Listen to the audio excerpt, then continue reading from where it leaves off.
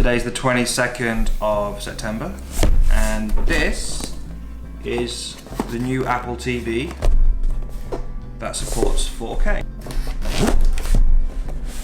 I have a knife. This is all I'm allowed though.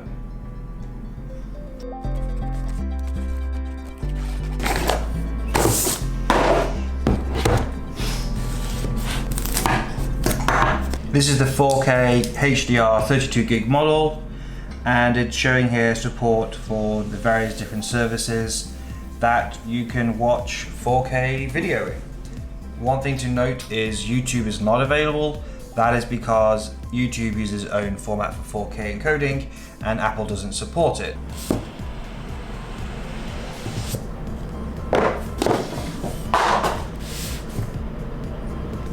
In the box we have the new Apple remote, which has this white ring around it.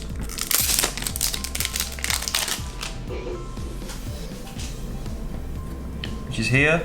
That actually is nice. It makes it feel like you know where the menu is when you're looking for it. It was never a problem I had, but that does feel better. Power cable for the remote. Normal power cable. And the Apple TV itself.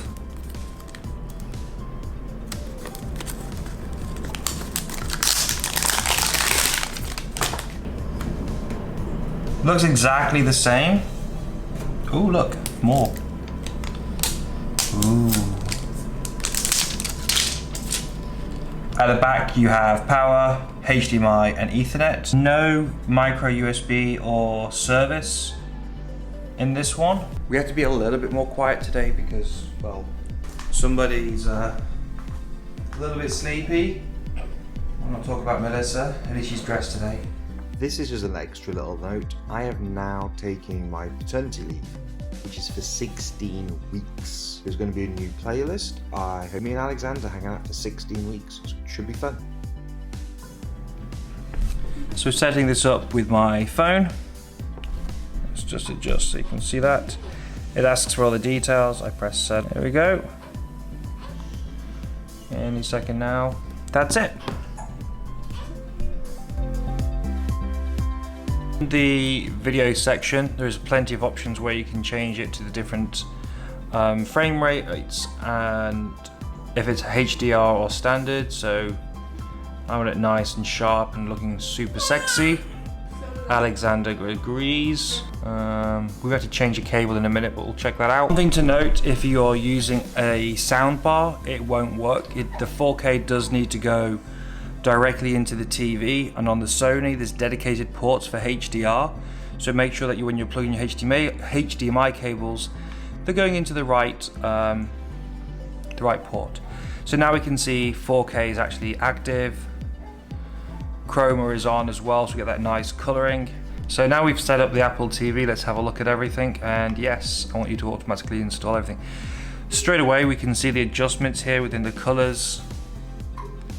They look a little bit flatter, if I'm quite honest. Using the new Siri remote. 4K. Worked beautifully.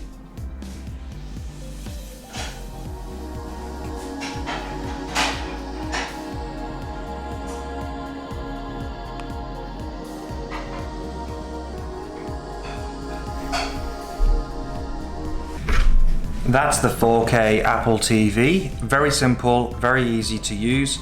If you already have the previous version, I don't feel you need to upgrade unless you have a 4K HDR TV. The remote, it's different a little bit with this little ring around the menu item.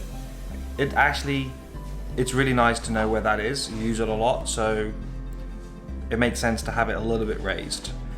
All in all, I will be watching a lot more 4K content in this. It's a shame YouTube doesn't support 4K, but there's plenty of other content that does, such as Amazon, which will be coming soon to Apple, Netflix, which is already there. Like I said, the whole list is on the back. Yeah, so unless you've got a 4K HDR TV, you're not really going to see the difference. If you are investing in one in the near future, then pick one up.